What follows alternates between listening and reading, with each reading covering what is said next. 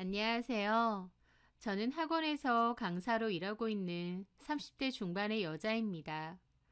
저는 결혼에 대한 한 번의 상처가 있었고 사랑의 허무함을 잘 알기에 이제는 혼자 살겠다고 결심을 한 여자기도 합니다. 지난 결혼 생활을 돌이켜보면 누군가는 저보고 미련하다고 할 거고 어리석다고도 하겠죠. 하지만 끝까지 가봐야 털어내지는 것도 있는 것 같습니다. 저는 그 남자와 10년간 연애를 했습니다. 친구들 여러 명이서 하는 단체 미팅 자리에서 그 남자와 저는 눈이 맞았습니다. 다른 친구들은 다 커플이 되지 않았고 그 남자와 저만 커플이 되었어요. 20살, 갓 고등학교 티를 벗은 어리디 어린 연애였습니다. 하지만 그만큼 풋풋하기도 하고 더욱 설레기도 했죠. 저희는 같은 학교긴 했지만 전공은 달라서 학부 건물은 많이 떨어져 있었어요. 하지만 남친은 항상 제가 있는 건물까지 와서 점심을 같이 먹었고 수업이 다 끝나면 저희 건물로 와서 저를 기다렸습니다. 저도 남친이 너무 좋았고 남친도 저를 많이 좋아했어요. 군대 갔다 오는 것까지도 다 기다렸죠. 지금 돌이켜봐도 그때는 좋았었지 싶은 추억이 있다고나 할까요? 저는 대학교를 졸업하기 전 학원에서 강사 아르바이트를 했었습니다. 전임 강사가 아니라 아르바이트 개념의 강사였기 때문에 5시부터 9시까지 짧게 근무를 했었죠. 저는 그때 국어를 가르쳤었는데 막상 강사 일을 해보니 제 적성에도 잘 맞고 재밌었어요. 처음에는 그냥 취업 전 아르바이트라고 생각하고 일했던 거지만 하다 보니 재미도 있고 욕심도 생겼던 거죠. 그러다가 원장님이 저한테 취업 준비는 하고 있느냐, 혹시 그냥 전임 강사로 일할 생각은 없느냐 물어보시더라고요. 저도 그때 취업 준비를 조금씩 하고 있던 차였는데 강사로서의 일이 잘 맞았기에 결국 전임 강사로 일을 하기로 했습니다. 가르치는 것도 재밌고 학생들이 제 수업을 듣고 성적이 오르거나 시험 결과가 좋다고 얘기해주면 그렇게 뿌듯할 수가 없더라고요. 그래서 저는 학원에서 전임 강사로 전환해 일을 계속하게 되었습니다. 반면 남친은 졸업 후 공무원 시험 준비를 하겠다고 했어요. 남친네 집 형편은 그렇게 좋지 않았고 일반 회사보다 좀 안정적인 직장을 구하고 싶다고 하더라고요. 그렇게 졸업 전부터 조금씩 공부를 시작했고 졸업하고 나서도 줄곧 시험에 매달렸죠. 저는 남친을 응원했습니다. 그리고 뒷바라지 아닌 뒷바라지도 나름 했었죠. 거창한 건 아니겠지만 그래도 남친을 만나면 데이트 비용은 거의 다 제가 냈고 선물도 많이 했습니다. 남친은 맨날 같은 옷만 입고 다녔기에 제가 월급으로 옷을 사준 적도 많아서 나중에는 남친이 입는 옷들이 거의 제가 다 사준 것들일 정도였어요. 그뿐인가요? 체력 떨어지면 안 된다고 고기도 종종 사줬고 월급날에는 소고기를 사준 적도 많습니다. 남친은 그런 저에게 너무 고맙다며 자기가 합격하면 저에게 꼭 보답하겠다고 했습니다. 그때는 그런 게 아깝다거나 손해본다는 생각은 눈꼽만치도 없었어요. 남친을 사랑하는 마음이 너무 컸고 미래의 남편이 될 사람이기에 그 정도는 내가 당연히 해줘야 된다고 믿었기 때문입니다. 하지만 남친은 공무원 시험에 자꾸만 떨어졌어요. 한 해, 두 해, 시간이 흘러갈수록 남친도 힘들어하고 이제라도 취업을 해야 되는 거 아닌가 고민하더라고요. 자기 집 형편도 그닥 좋지 못한데 애초에 괜히 공무원 시험을 준비한 것 같다. 뭔가 잘못 생각한 것 같다. 부모님 별 낯이 없다 등등의 소리를 했죠. 남친이 힘들어할 때마다 저는 남친을 진심으로 위로하고 응원해 주었습니다. 늦은 선택이라는 건 없다고 뭘 하든 네 선택을 응원하겠다고 붙돋아 주었죠. 남친과의 연애 기간이 길었기에 남친네 집에도 자주 놀러 갔고 남친네 부모님도 자주 뵈었어요.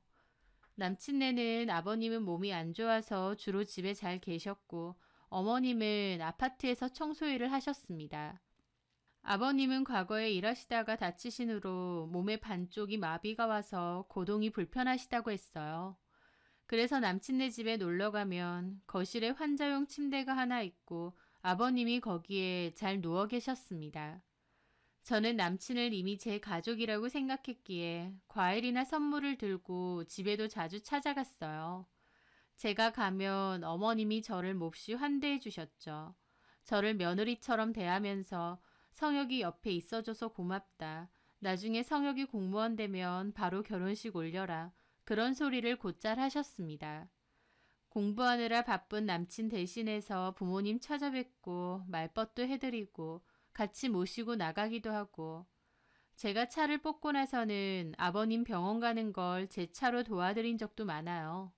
그 집에서 저는 결혼하기도 전에 이미 며느리였습니다. 그리고 남친은 마지막으로 쳐본다던 공무원 시험마저도 결국 떨어졌습니다. 그리고 공무원 시험책들을 다 버리더군요. 이제 더 이상 안 하겠다고 취업 준비를 하겠다고 했죠. 저는 남친에게 잘 생각했다고 아니다 싶을 때 접는 것도 현명한 거라고 했습니다. 그리고 같이 취업 자리도 열심히 알아보고 이력서나 자기소개서 쓰는 것도 저도 열심히 도왔죠. 남친은 그때 당시 대기업, 중소기업 가리지 않고 이력서를 100개도 넘게 넣은 것 같아요. 하지만 서류에서 대거 탈락하고 면접에서 탈락을 많이 했습니다. 나이에 비해 사회생활 경험도 없는 데다 취업에 필요한 자격증도 부족했거든요. 그렇다고 학력이 엄청 뛰어난 것도 아니었고요. 여기저기서 다 떨어지다가 그나마 남친을 붙여준 곳이 하나 있었습니다. 사원수 30명 정도 되는 소기업이었어요. 남친은 처음에는 너무 작은 회사에는 이력서를 안 넣겠다고 했어요. 월급도 작을 거고 이직할 때도 안 좋을 것 같다며 자기가 취업하기로 마음 먹었는데 이왕이면 크고 좋은 데 취업을 하고 싶다고 하면서요. 근데 그게 남친 마음처럼 쉽나요? 100군데 가까이 넣어봤지만 면접 연락이라도 오면 감사할 지경이었습니다. 어디라도 연락만 오면 열심히 일하겠다며 간절했는데 남친을 뽑아준 회사는 딱 한 군데 있었습니다.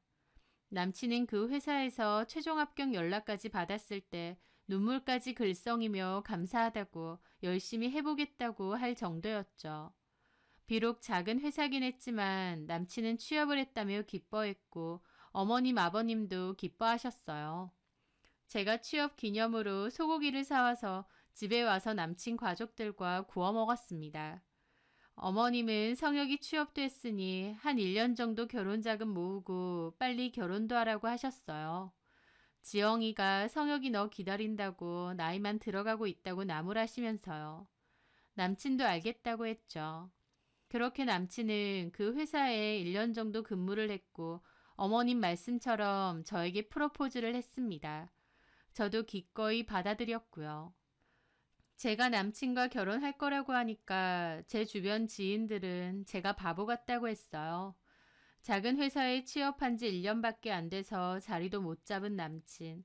게다가 아픈 아버님과 가난한 형편의 시댁. 왜 그렇게 어리석은 선택을 하냐더군요. 그런 말을 들을 때면 저는 그냥 머쓱하게 웃고 말았습니다.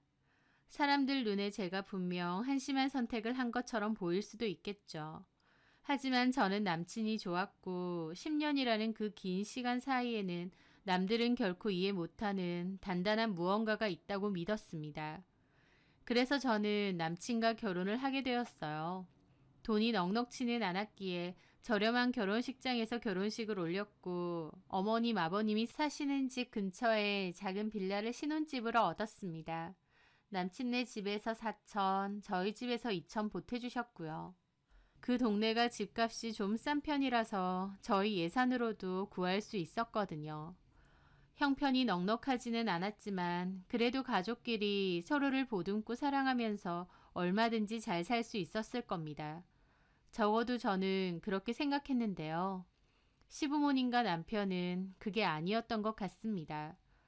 저희 결혼 생활로 치면 2년 정도 됐을 때고 남편이 직장 생활을 한 지도 3년이 넘어갈 무렵이었습니다.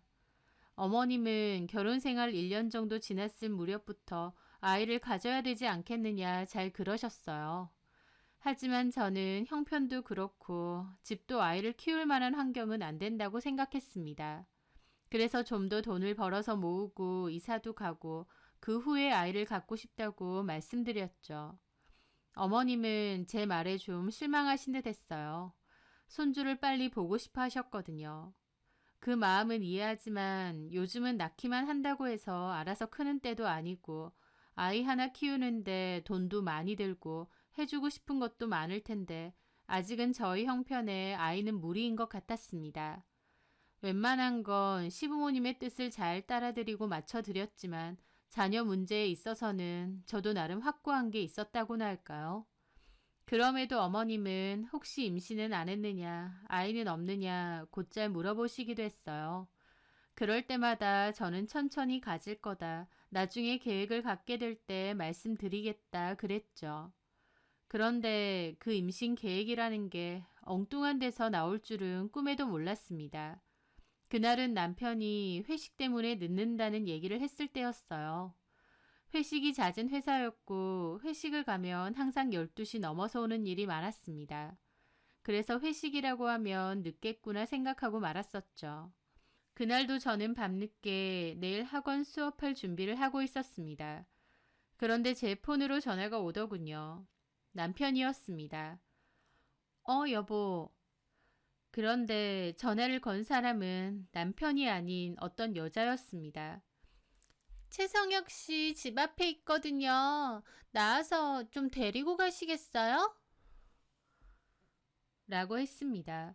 저는 좀 얼떨떨 하더라고요. 이 여자는 누군데 자기가 누군지 밝히지도 않고 다짜고짜 남편을 데리고 가라고 하나 싶었죠. 누구세요? 최성혁 씨 회사 상사입니다. 최성혁 씨가 회식 때 술을 많이 먹어서 제가 데려다 준 거예요. 저도 가봐야 되니까 빨리 좀 나오시겠어요? 라는 겁니다. 저는 회사 상사라는 말에 놀라서 알겠다며 서둘러 가디건만 걸치고 밖으로 달려나갔죠. 저희 집은 좁은 골목에 있는 상가 빌라인데요. 집 앞에 검은 외제차 한 대가 있더라고요. 저는 서둘러 내려갔는데 운전석에는 대리기사처럼 보이는 남자가 앉아있고 뒷좌석에는 완전 골아떨어진 남편이, 그 옆에는 한 여자가 폰을 만지작거리며 앉아있더라고요. 저는 다가가서 조수석 창문을 두드렸고 그 여자는 저를 힐끗 봤습니다. 그러더니 손짓으로 문을 열라는 식으로 하더라고요. 처음 본 사이인데 행동이 좀 거만하고 무례해 보여서 당하긴 했지만 어쨌든 저희 남편 회사 상사고 술 취한 남편 데려다 준 거잖아요. 그래서 멋쩍게 웃으면서 문을 열었습니다. 안녕하세요. 저는 최성혁 와이프 되는 사람입니다. 알아요. 최성혁 씨 얼른 데리고 가세요. 그 여자는 좀 피곤하다는 듯 그렇게 말하더군요.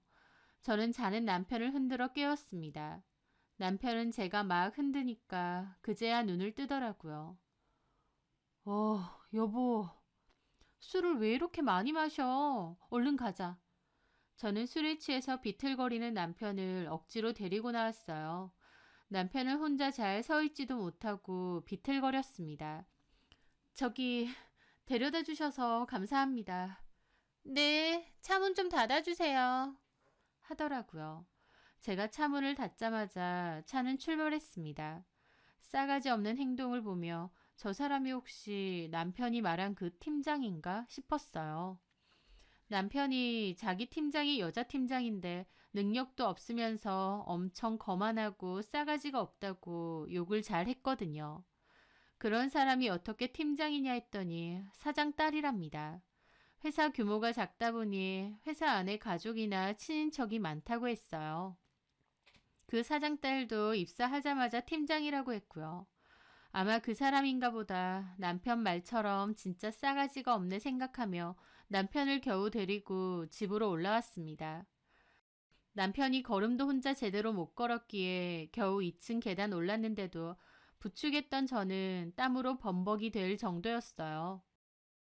그렇게 남편을 겨우 침대에 눕혀놓고 겉옷을 벗기는데 주머니에서 그게 떨어진 겁니다. 피임기고요. 그걸 보는데 저는 사고가 정지되는 느낌이었어요. 이게 남편 주머니에 왜 있지? 싶었죠. 남편은 세상 물정 모르고 드르렁 드르렁 자고 있는데 주머니에서 난데없이 콘돔이 나오니 저는 눈앞이 컴컴해지는 지경이었습니다. 저는 남편에게 일어나 보라고 했지만 이미 술에 취해 있는데 제 얘기가 들리겠나요? 저는 심란한 기분으로 일단 내일 얘기해야겠다 벼렀죠. 그날은 싱숭생숭해서 잠이 안 왔습니다. 다음날 일어나자마자 남편에게 그 피임기구를 들이밀었습니다. 이게 뭐야? 어? 당신 주머니에서 나왔으니까 발뺌할 생각하지 마. 이게 왜 당신 주머니에 있냐고.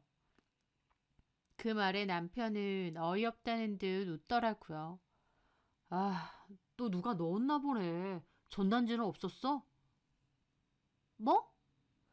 아니, 어제 회식한다고 술집 많은 골목을 갔는데 뭐 에이즈 예방이니 캠페인 한다고 하면서 그걸 나눠주는 거야. 전단지랑 같이.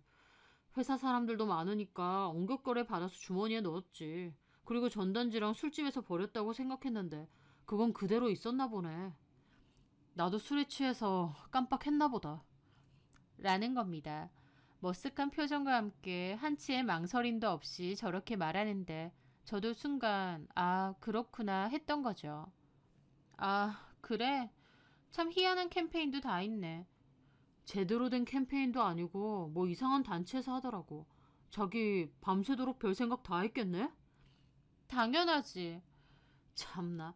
야 오지영, 우리가 연애만 10년에 결혼 생활 다 하며 무려 13년이다. 너는 나를 그렇게 모르냐? 내가 모르는 네가 있을 수도 있지. 아이고, 나보다 네가 나를 더 잘 알아. 나는 그런 헛짓거리 안 하니까 걱정을 마. 하더니 남편은 피곤해하면서 씻으러 갔습니다. 남편의 대수롭지 않은 태도에 저도 그냥 하나의 어이없는 해프닝 정도로 생각하고 넘어갔죠. 남편은 저보고 자기를 잘 알지 않느냐고 했지만요. 저는 13년이란 시간을 보내면서도 남편을 잘 몰랐던 게 맞는 것 같습니다. 왜냐면 그렇게 뻔뻔하게 얼굴색 하나 안 변하고 거짓말을 능수능란하게 할 수 있는 사람인지 몰랐거든요. 저는 얼마 뒤 아주 우연스럽게 남편의 비밀을 알게 되었습니다. 그날은 주말이었고 남편은 늦잠을 자고 있었습니다.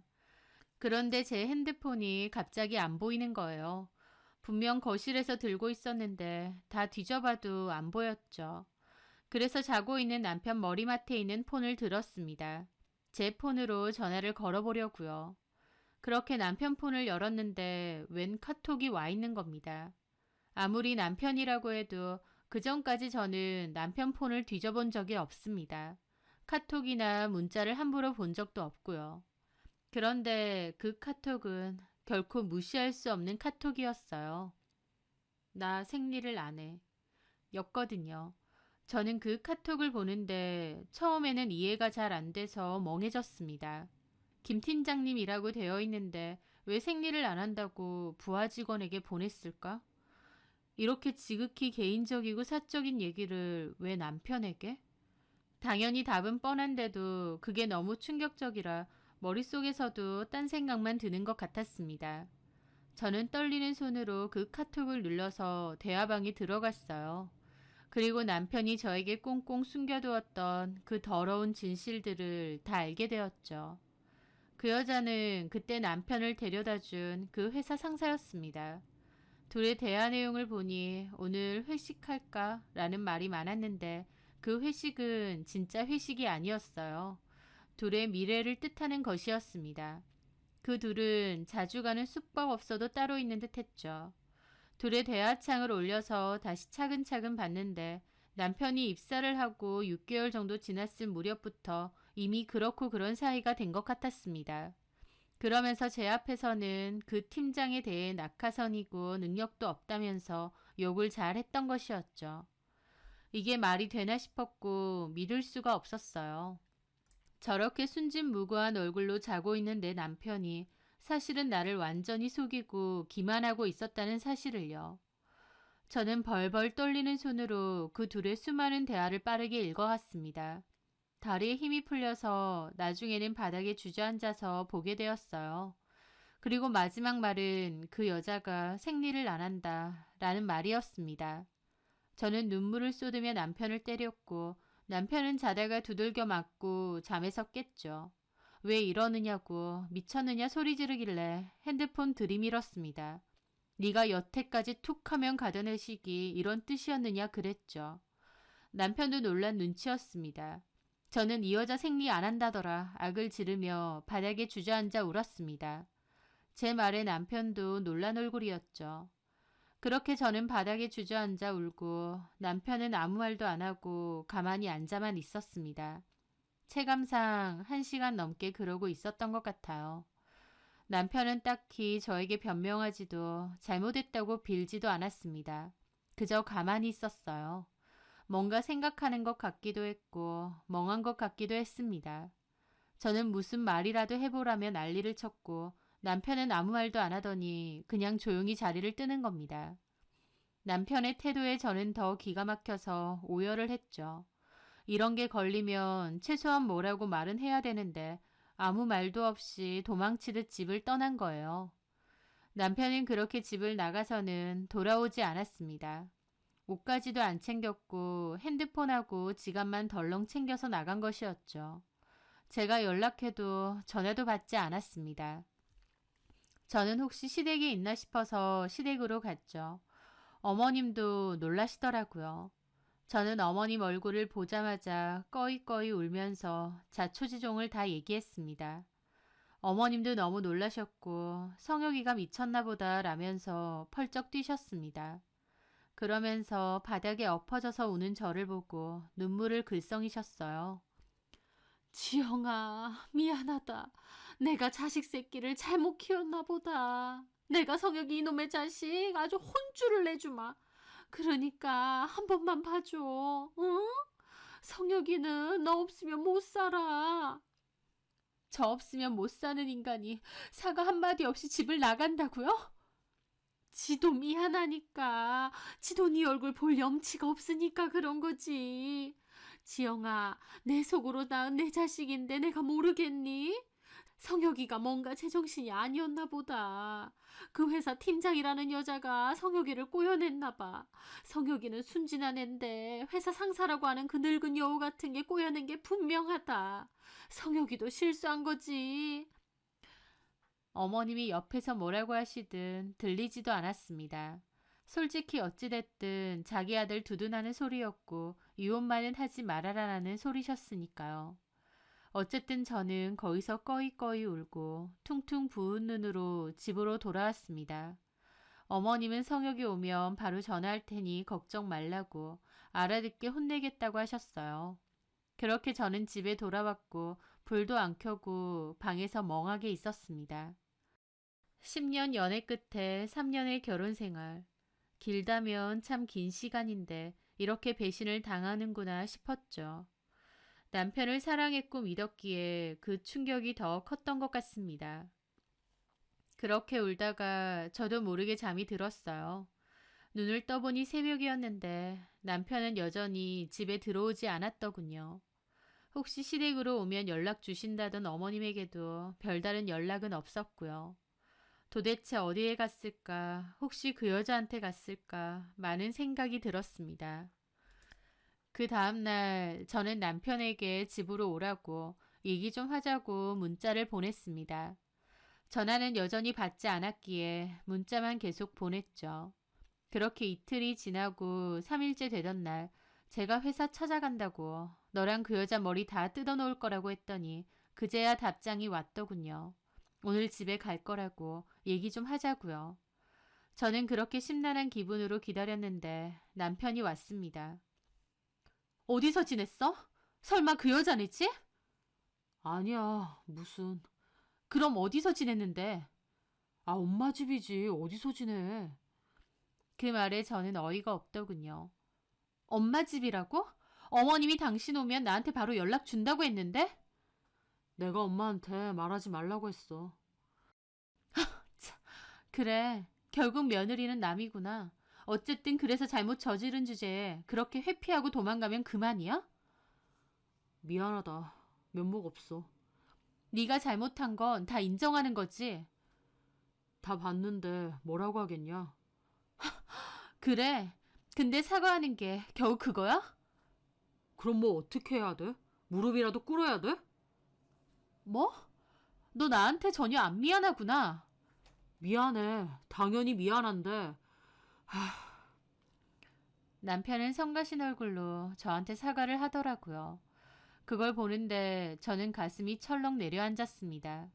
제가 이혼 얘기를 해도 시원찮을 판인데 남편은 오히려 본인이 먼저 이혼 얘기를 하고 싶은 얼굴이었거든요.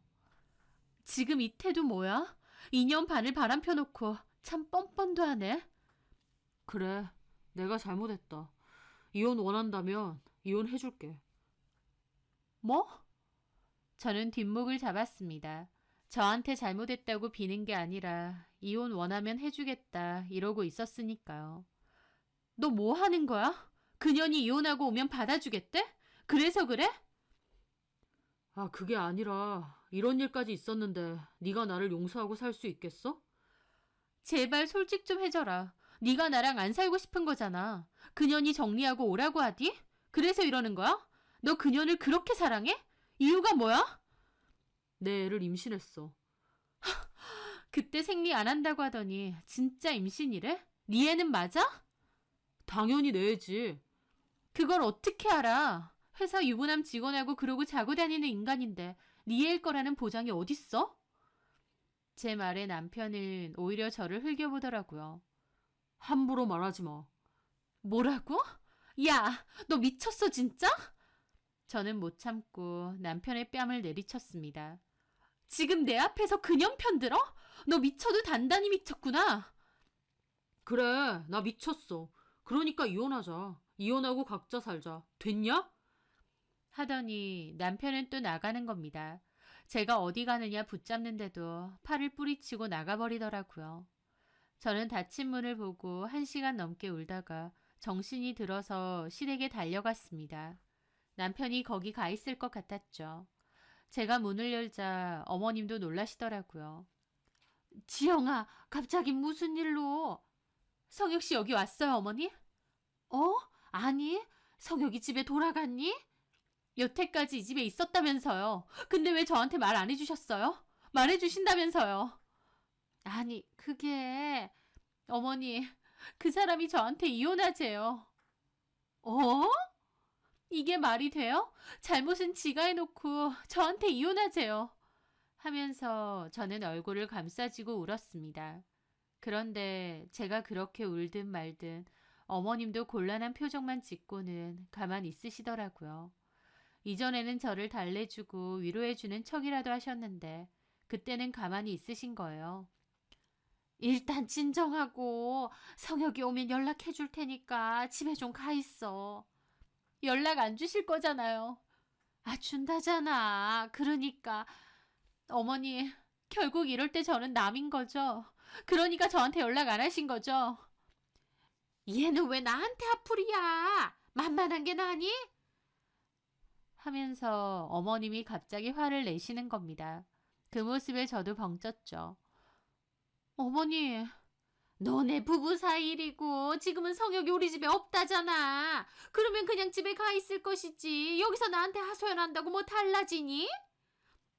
어머님 어떻게 그렇게 말을 하세요? 네가 나한테 어거지를 부리니까 하는 소리 아니야. 어머니, 성혁 씨 2년 반 동안 바람폈고 적반하장으로 저한테 이혼 요구까지 하고 있습니다. 그런데 제가 제정신이겠어요? 아니, 그러니까 지금 성혁이가 없잖아. 집에 가 있으라고 부른다고 하잖아. 왜 나한테 난리니? 어머니, 아휴, 골 아프다. 너 그냥 돌아가라. 하면서 거실 쪽으로 들어가 버리셨죠. 아버님도 이렇게 난리가 나는데도 저를 모른 척하고 TV만 보고 계시더라고요. 그 순간 알겠더라고요. 남편과 시부모님 사이에 무슨 이야기가 오갔겠구나 라는 것을요. 무슨 대화를 했을지는 모르겠지만 아마 저랑 이혼하고 그 여자랑 만나라는 얘기가 아니었을까 짐작됐죠. 그러지 않고서야 저한테 이런 식으로 하진 않을 테니까요. 저는 남편에 이어 시부모님마저도 나를 배신한다는 것을 알게 되었습니다. 저는 그 자리에서 멍하게 서 있다가 비척비척거리며 그곳을 떠났습니다. 집에 와서 멍하게 있는데 믿었던 가족들에게 배신당한 그 기분이 참 기가 막혔죠.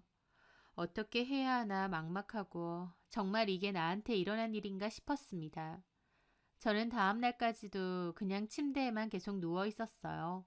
아무것도 먹지 않고 아무것도 하지도 않았죠. 학원에는 몸이 너무 안 좋다고 말하고 결근을 했죠. 어떻게 해야 하나 그 생각만 했던 것 같습니다. 그런데 초인종 소리가 들렸어요. 남편이 온 건가 했는데 어머님이셨습니다. 어머님은 들어와서 저를 힐끗대시더라고요. 저는 그냥 멍하게 창밖만 보고 있고요. 밥은 먹었니? 아니요. 그래도 밥은 먹어야지.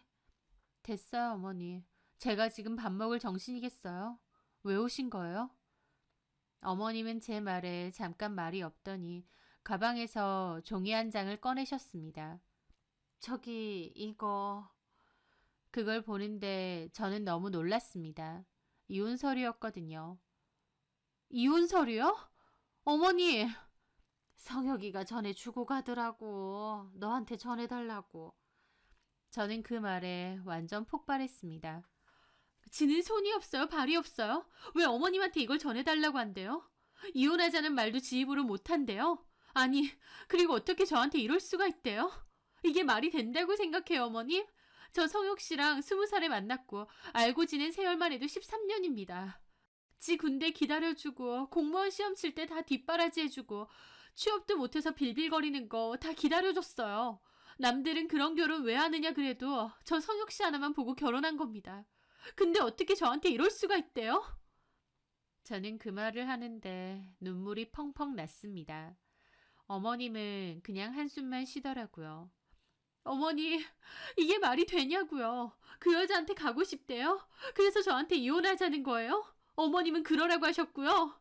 어디 말해보세요. 어머님도 그러라고 하신 거예요? 지가 그러겠다는데 내가 어떻게 하니?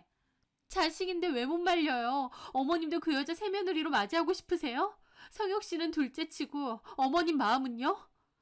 제 말에 어머님도 한숨을 푹 내쉬더니 그러시는 겁니다. 아, 임신까지 했다는데 어떡하니? 그러게 내가 너한테 빨리 임신하라고 했잖아. 어머니, 어쨌든 내 입장에서 내 아들이 그러고 싶다고 하고 걔가 임신까지 했다는데 그럼 어쩔 수 없는 거 아니겠어? 저는 쓴웃음이 나왔습니다. 좀 솔직해지세요, 어머니. 그 여자가 회사 사장 딸이라고 하니까 혹하신 거죠? 별 볼 일 없는 집안의 여자였어도 이렇게까지 하실 거였어요? 그 말에 어머님도 저를 노려보더라고요. 그래, 그 여자네 아버지가 그 회사 사장이라고 그러고 그 여자 엄마도 유치원을 엄청 크게 해서 집에 돈도 엄청 많다더라. 나도 사람인데 내 아들이 부잣집 딸 만난다는데 그걸로 팔자 좀 피고 살고 싶다는데 내가 뭐라고 하겠어. 어머님 아들 유부남이에요. 지금 무슨 말 하시는 거예요? 너랑 서둘러 결혼하는 게 아니었는데. 저 그 말에 뒷목 잡았습니다. 어머니, 빨리 결혼하라고 하신 거 어머님이세요. 성혁이 너 아니면 안 된다고 하셨던 게 어머님이세요. 그때는 내가 뭘 몰랐던 거지. 너랑 성혁이가 너무 오래 사귀고 정도 많이 들어서. 아, 그래서 그때는 계산이 안 되셨어요. 이렇게 돈 많은 여자 만날 줄 알았으면 저랑 결혼 안 시켰을 텐데. 그렇죠? 너 말이면 단 줄 아니? 누구 맘대로 이혼이에요? 제가 무슨 쓰기 싫으면 갖다 버려도 되는 장난감인 줄 아세요? 저 절대 이혼 안 해줘요. 그 여자애 어디 낳고 싶으면 낳아보려고 하세요. 너 심보 그렇게 쓰지 마라. 이미 맘 떠난 남자 붙잡고 있어서 뭐하니? 차라리 깨끗이 헤어지고 너도 네 삶 살아. 어머님 입에서 심보 얘기 나오니 진짜 웃기네요. 할 얘기 더 있으세요? 저 이혼 안 한다고 했으니 그만 돌아가세요. 아이고 무섭다 무서워. 네가 언제까지 버티나 보자. 어머님은 노려보시더니 나가더라고요. 저는 어떻게 이럴 수가 있나, 이렇게 쉽게 갈아탈 수 있는 거였나 싶었습니다. 볼 거 하나 없어도 사람 하나 진국이라고 생각해서 결혼까지 한 건데 그동안의 세월이 너무 아깝고 비참했습니다. 그렇게 두어 시간 동안 멍하게 있는데 갑자기 우라통이 치밀어 오르고 이대로 당하는 게 너무 억울했어요. 그래서 회사 찾아가서 이판사판 뒤집어 엎자고 생각했죠.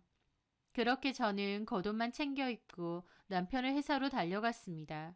제정신이 아니었던 것 같아요. 남편이 다니는 회사는 3층짜리 건물에서 한 층을 쓰는 사무실이었어요. 생각 같아서는 회사 안에 들어가서 최성혁이랑 팀장이랑 바람났다고 소리라도 지르고 깽판이라도 치고 싶은데 그럴 용기까지는 안 나더라고요. 사무실로 들어가니 입구에 있던 분이 저보고 어떻게 왔느냐고 물었습니다. 그래서 총무팀 팀장님 보러 왔다고 했습니다. 제일 안쪽으로 들어가 보라고 하더라고요. 저는 그렇게 사무실 안으로 들어갔는데 남편은 안 보이고 그 여자는 있더라고요. 그때 차 안에 있던 그 여자였습니다. 그 여자 얼굴을 보는데 정말 사지가 떨릴 정도로 분노가 찾아오더라고요. 그 여자도 저를 보고 놀라는 듯 했습니다. 저번에도 봤었죠? 최성혁 와이프인데요. 네, 최성혁 씨 지금 외근 갔는데요? 그쪽하고 얘기 좀 하려고 왔어요. 어디서 할까요? 여기서 할까요? 그 말에 그 여자가 약간 피곤한 표정을 짓더니 따라오라고 하더라고요. 그러면서 건물 안에 옥상 올라가는 계단 쪽으로 가는 겁니다. 그리고는 저보고 티껍게 따지는 거예요. 외부인 출입 금지인데 이렇게 함부로 들어오시면 어떡해요? 그 말에 저 눈이 돌아서 정말 그 여자 씹어먹을 표정으로 다가갔습니다. 쥐똥만한 회사에 외부인 출입 금지 같은 소리 하네. 야, 네가 내 남편이랑 놀아나더니 나까지 우습게 보이니? 제가 살기 등등하게 따졌더니 그 여자도 그제야 움찔하더라고요. 사람을 얼마나 만만하게 봤는지 더 열받더군요. 가만 생각하니까 열받네. 내가 왜 네 말대로 여기서 얘기해야 돼? 쪽팔린 건 너지 내가 아니야. 하면서 사무실로 내려가려 하니까 그 여자가 놀라서 저를 잡더라고요. 저기요, 왜 이러세요? 내 남편이랑 뒹군년이 얼굴 빳빳하게 들고 도리어 나한테 할 말 다 하는 게 웃긴다. 여기 사람들은 너랑 최성혁이랑 그렇고 그런 사이인 거 아니야? 싸가지를 부려도 상황 봐가면서 부려야지. 너 내가 지금 제정신인 것 같아? 여기서 너 죽지 않을 만큼 때리고 경찰서 가도 나는 상관없는데 그렇게 해줘? 하고 제가 소리 지르자 그 여자는 당황하더니 저를 말리더군요. 알겠어요. 미안해요. 미안하니까 일단 진정 좀 하세요. 여기 회사니까. 회사에서 일이나 할 것이지. 야, 이 더러운 년아. 너 지금 내가 머리 뜯어놓고 싶은 거 참는 줄 알아. 그리고 임신, 너네가 아주 쌍으로 미쳤구나. 그 말에 그 여자 제 눈치를 힐끗 보더라고요. 내가 지금 마음 같아서 너희 계단에서 떠밀어버리고 싶어. 어디 그래줄까? 그러자 그 여자가 놀라서 배를 막더라고요. 잠깐만요. 원하는 게 뭐예요? 뭐? 최성혁이랑 헤어질게요. 끝낼게요. 원한다면 최성혁 회사에서 자를 수도 있고요. 위자료 원한다면 돈을 줄 수도 있고요. 뭐? 야, 너 남의 남편 가지고 놀아? 그 정도 마음이면서 남의 가정을 파탄내? 그리고 너 최성혁이 임신까지 했다면서 그딴 식으로 끝내? 하고 제가 눈이 돌아서 다가가자 그 여자는 몹시 당황하더니 다급하게 그 얘기를 하는 겁니다. 하지 마세요. 신고할 거예요. 그리고 최성욱 애도 아니란 말이에요. 저는 그 말에 멈칫했어요. 뭐? 당신 남편이랑 그런 건 미안한데요. 뱃속에 당신 남편 애 아니에요. 그러니까 나한테 손대지 마세요. 저는 그 여자가 진짜 미친 줄 알았습니다. 저는 그럼 누구 애냐고. 내 남편은 자기 애인 줄 알던데 어쩔 거냐 그랬죠. 그랬더니 그 여자 한다는 말이 처음에는 최성혁 애인 줄 알았는데 가만 날짜 계산해보니까 아니에요.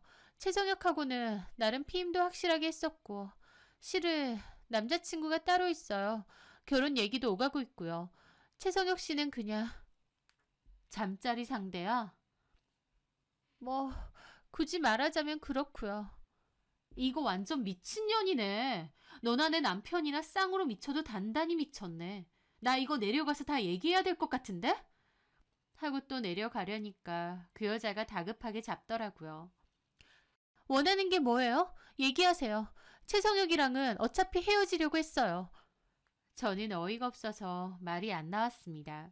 이런 줄도 모르고 최성혁이랑 시모는 돈 많은 새며느리 들인다고 신났던 거구나. 그래서 나한테 이혼장 들이밀었구나. 한심하기 그지 없었죠. 너 연락처 뭐야? 네? 연락처 찍어. 내가 어떻게 할지 생각해보고 너한테 연락 줄 테니까 그런 줄 알아. 그리고 너랑 나랑 오늘 만난 거 최성혁한테는 입도 뻥끗하지 마. 말하면 너네 회사 그리고 결혼한다는 그 남자한테도 다 알릴 거니까. 그 여자는 썩은 표정을 지으며 번호를 찍었습니다. 저는 그 여자를 노려보고 그곳을 벗어났죠. 1층으로 와서 제 차에 올라타는데 손발이 다 떨리고 이게 무슨 상황인가 싶더라고요. 그래서 저 혼자 차근차근 상황을 정리해 보았습니다. 그 여자하고 최성혁은 내연 관계이고 그 여자가 임신을 했는데 최성혁은 그게 자기인 줄 아는 것 같았습니다. 그래서 저한테 이혼을 요구하고 있고 시모도 덩달아 이혼을 요구하는 것 같았죠. 이혼시키고 세장가 들게 하려고요. 하지만 그 여자는 최성혁과 그럴 생각이 없고 결혼까지 약속한 남자도 따로 있었어요. 뱃속의 아이도 제 남편이 아닌 그 남자의 아이였고요. 그 여자에게 최성혁은 그냥 엔조이 상대였을 뿐이고 언제든지 헤어져도 상관없는 사이였어요. 한마디로 그냥 갖고 논 거였죠. 그것도 모르고 돈 많은 새며느리 맞이할 생각에 저한테 그렇게 하다니. 남편이고 시모고 너무 한심하고 어처구니가 없었습니다. 고작 그런 여자 때문에 13년의 인연을 짐짝처럼 취급하고 저버리려고 했다는 게 억울하고 기막혔죠. 저는 어떻게 할까 고민했습니다. 그 여자는 원한다면 최성혁과 헤어져 준다고 했지만 그러든가 말든가 이제 제 알바가 아니었습니다. 저는 최성혁과 다시 잘해볼 생각 눈꼽만치도 없었어요. 너무 억울해서 이혼 못 해준다고 했지만 그렇다고 계속 살 생각은 추호도 없었습니다. 그렇게 많은 생각을 한 저는 결심을 했습니다. 그리고 남편에게 문자를 보냈어요. 헤어져 줄 테니 집으로 와라. 이혼 도장 찍자. 라고요. 그리고 저는 그날 집으로 가 있었는데 밤늦게 남편이 왔습니다. 남편은 제 눈을 안 쳐다보더라고요. 이혼해 준다고 하니 바로 들어오네? 참나.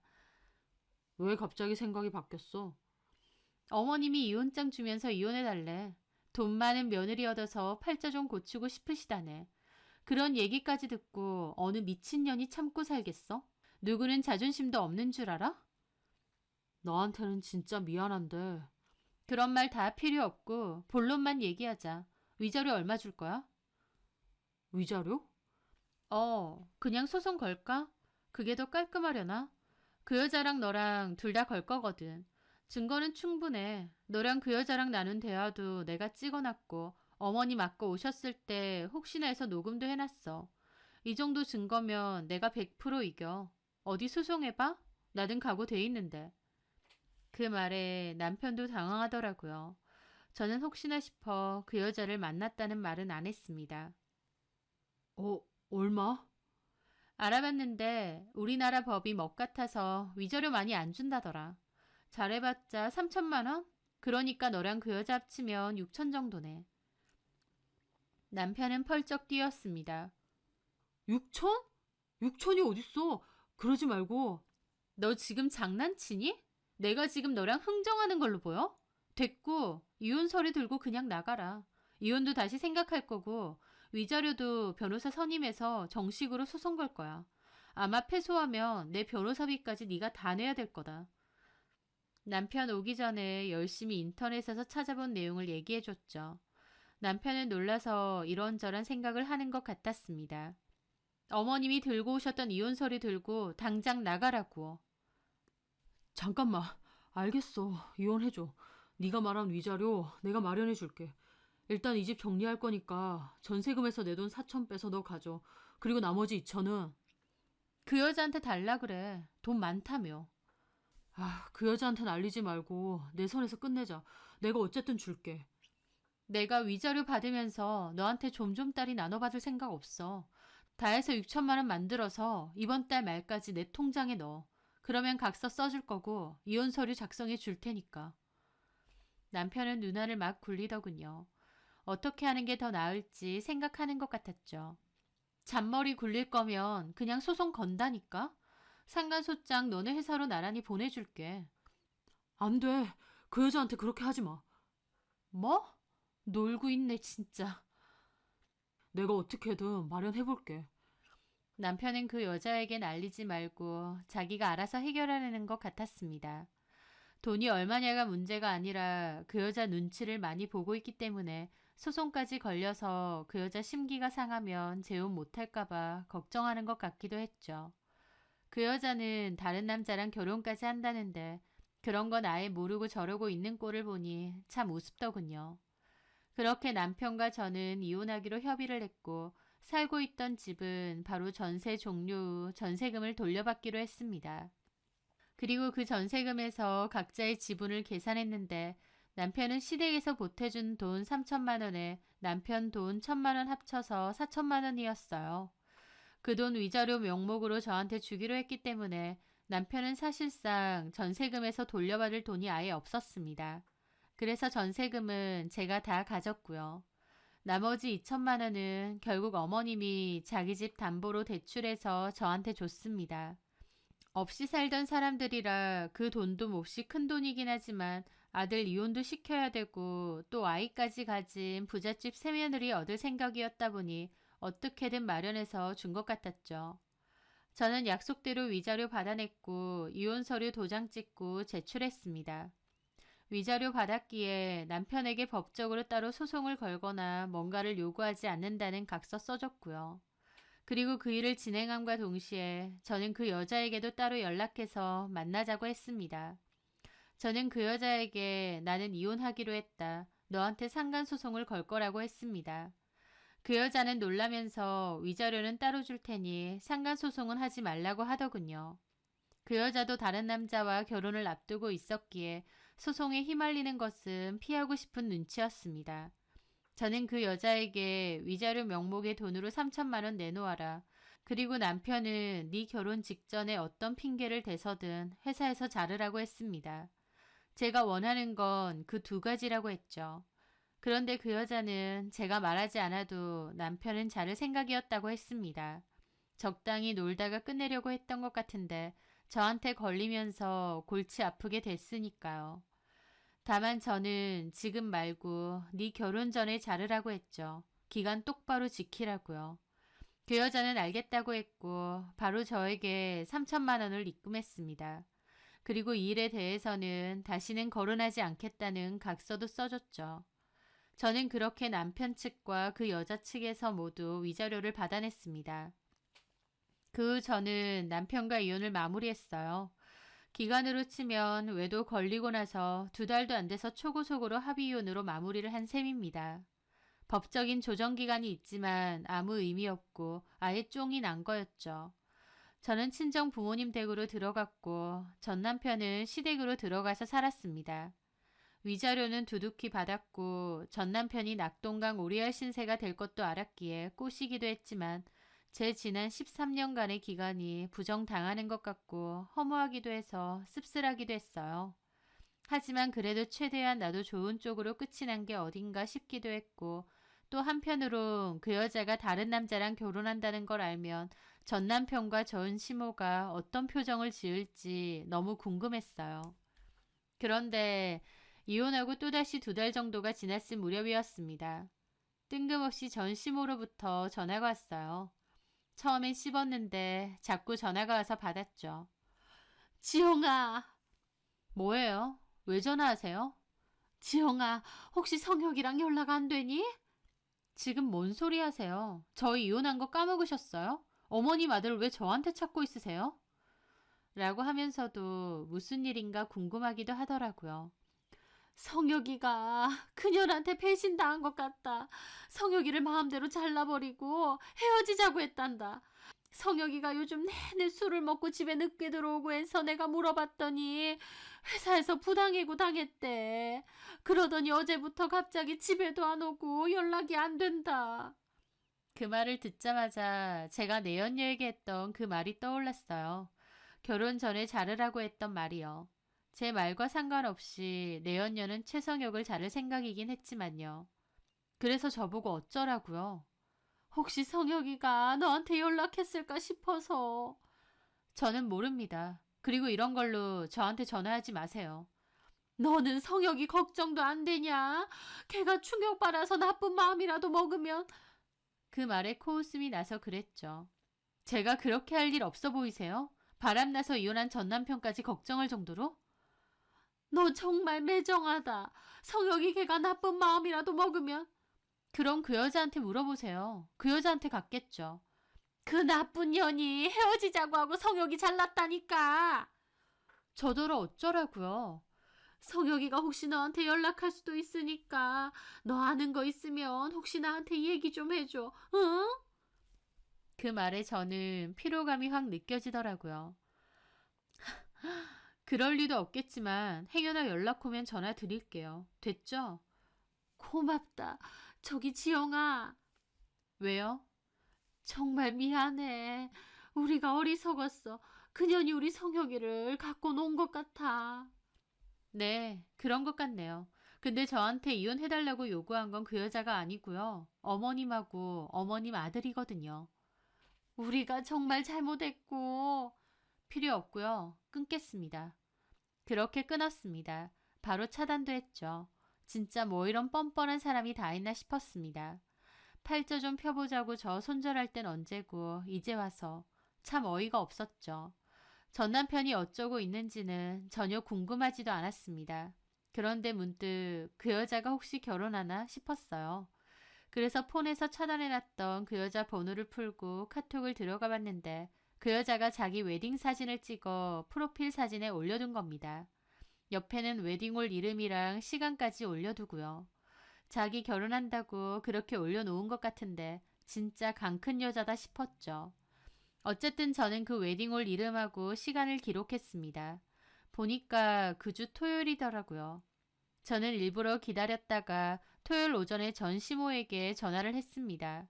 신호가 2번도 안 가서 전 시모가 전화를 급히 받더라고요. 지영아, 혹시 성혁이한테 연락 왔니? 아직도 연락 안 돼요? 연락도 안 되고 어딜 갔는지 어제 경찰서까지 다녀왔다. 다 큰 성인이라고 실종 신고는 당장 안 되고 좀 기다리라고만 하더라. 성혁 씨는 모르겠고요. 성혁 씨 만났던 그 여자요. 성혁 씨 회사에서 자른. 그 망할려는 왜? 오늘 결혼하던데요? 제 말에 전시모 말이 없었습니다. 저는 통화가 끊긴 줄 알았어요. 여보세요? 그게 정말이야? 그년이 결혼을 해? 누구랑? 저야 모르죠. 그런 그년이 성욕이 버리고 회사에서도 자르고 지는 다른 남자랑 결혼한다는 거야? 그럼 뱃속에 도 성욕이 애가 아니었어? 성욕이는 이혼까지 시켜놓고? 전 시모도 참 답답하더라고요. 어머님 아들 그냥 갖고 논 겁니다 하고 싶은 거 참았습니다. 막말로 둘이서 놀아난 거 맞지만 그 여자는 그 정도 진심도 아니었는데 전 남편과 전 시모가 전 남편의 임신한 줄 알고 북치고 장구친 거 아닌가요? 그래놓고 이제 와서 일방적으로 배신당한 척 하는 것도 웃겼죠. 하지만 아무 말 안 했고 시모는 어디서 결혼하는지 아냐 그래서 결혼식장과 시간까지 다 알려주었습니다. 그리고 전화 끊겼는데 좀 궁금해서 저도 결국 택시 타고 그 결혼식장에 가게 되었어요. 호텔에서 하는 결혼식이었고 결혼식장 근처만 갔는데도 이미 하객이 엄청 많았습니다. 그런데 홀에서 소란이 일어난 것 같았고 사람들이 웅성거리는 소리가 들렸죠. 저는 안으로 들어가 보려는데 전시모 목소리가 들리는 겁니다. 야, 이 망하려나. 내 아들 갖고 놀아. 내 아들 애도 아닌데 왜 내 아들 이혼시켰어? 왜? 하면서 악을 쓰는데 웨딩홀 직원들한테 붙잡혀 있고 그 여자는 신부 대기실에서 나오지도 않은 것 같았어요. 사람들 웅성거리고 직원들이 시모 쫓아내려 하는데 시모가 잡지 말라고 직원들 밀치고 때리고 난리도 그런 난리가 없었습니다. 직원들이 전 시모 밖으로 밀쳤고 한 번만 더 깽판 부리면 경찰 부른다고 엄포 놓더라고요. 전 시모는 억울하다며 내 아들 어쩌냐고 고래고래 소리 지르고 결국 직원 하나가 경찰에 신고까지 하더라고요. 저는 인파 속에서 그 모습 가만히 보다가 그냥 돌아왔습니다. 속 시원하기도 하면서 한편으론 그러고 주저앉아 울고 있는 게 불쌍하기도 하고 기분이 묘했어요. 한때는 제 시어머니였고 가족이라고 생각했던 사람이니까요. 그렇다고 제가 나서서 도와줄 생각은 눈꼽만치도 없었습니다. 괜히 그랬다가 발목 잡힐 생각도 없었고요. 전 시모가 색 난리치는 바람에 상대방 남자나 그 집 식구들도 다 알게 됐던 것 같은데 그 여자 결혼도 아마 파토 났을 것 같더라고요. 자기들끼리 치고받고 싸운 거다 보니 저하고는 아무 상관없는 일이었습니다. 어쨌든 저는 각서대로 약속 지킨 거니까요. 저는 그렇게 택시 타고 집으로 돌아왔습니다. 그런데 전 시모가 저한테 전화해서 자기가 경찰서에 왔는데 부를 사람이 없다고 저보고 좀 와달라고 부탁을 하는 겁니다. 저는 명확히 얘기했습니다. 어머니, 저 이미 이혼했고 이제 어머님하고 아무 상관 없습니다. 어머님이 저한테 이혼 서류 주면서 이혼해달라고 했을 때 성혁이도 팔자 좀 펴보자고 했을 때 저는 이미 어머님하고 관계 끝이 난 겁니다. 이제 더 이상 저한테 연락 마시고 어머님 알아서 하세요. 차단할 거라서 더 이상 연락 안 될 겁니다. 잘 지내세요. 그렇게 저는 전화 끊고 차단했습니다. 아, 이제 진짜 끝이구나. 다 끝났구나 라는 생각이 들었던 것 같습니다. 그 후 저는 여전히 학원에 일하러 다니면서 잘 지내고 있습니다. 전 남편이 집으로 돌아왔는지 어머님은 그때 경찰서에서 어쨌는지 궁금하기도 하지만 또 한편으론 내 할 바 아니다 싶기도 해요. 가장 어려울 때 옆을 지켜줬던 저를 그렇게 쉽게 팽할 수 있었던 그 사람들. 한때나마 가족이라고 생각했던 게 씁쓸하네요. 더불어 전 남편도 전 시모도 그리고 그 여자까지도 자기들끼리 싸우고 자멸한 것 같아서 속이 편하기도 합니다. 앞으로는 제 실속도 챙기면서 똑똑하고 현명하게 살아야겠다 다짐해보네요. 제 사연 들어주셔서 감사합니다.